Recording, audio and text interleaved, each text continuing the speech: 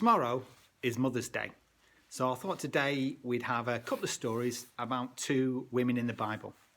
One of them is definitely a mother. The other one, we don't know if she's a mother or not, but for the purposes of today, we'll presume they're both mothers. It's two miracles that Jesus did, and it's one is from the Gospel of Mark, the other is from the Gospel of Luke. So I'm reading from Mark 1, and it's verse 30 and 31. Sorry, let's find it.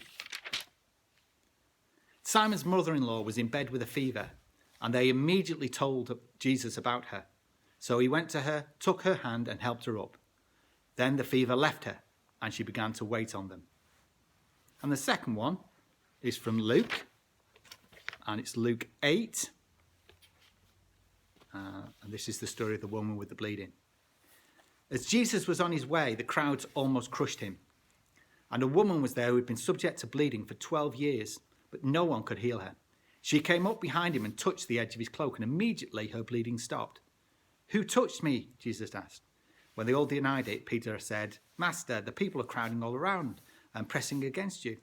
But Jesus said, "Someone touched me. I know that power has gone out of me." Then the woman, seeing that she could not go unnoticed, came trembling and fell at his feet.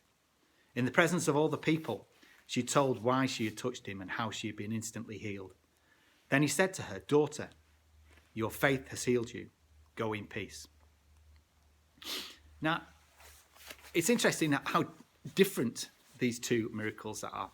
But it's also interesting that both Mark and Luke's Gospels concentrate a lot on the healings, the healing ministry that Jesus had, much more so than the other two Gospels.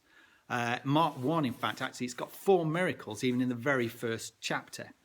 And remember, this is something that they had been eyewitnesses to. Again, as we talked about before with John. They'd seen these things, and it had made a big impact on them and on their life. And that's why they wrote about it in the Gospels and recorded it for future generations.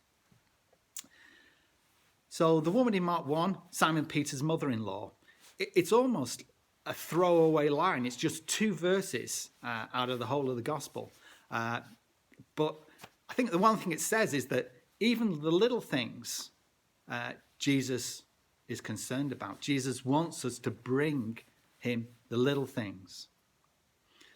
And for the miracle in Luke, the woman with the bleeding, the key to that one, it's not about touching the cloak. The cloak in itself has got no special power. It's about her faith. There's an old gospel spiritual song, if I could just touch the hem of his garment, I know I'd be made clean. It was her faith that had made her clean. We don't know why everybody isn't healed when they're prayed for, but we do know that we still need to pray for them. Jesus is concerned about the little things, the small things that are wrong with us, as well as the big things. And Hebrews, I just want to finish with this one. Hebrews chapter 4 and verse 16 says, "Let us then approach God's throne of grace with confidence, so that we may receive mercy and find grace to help us in our time of need."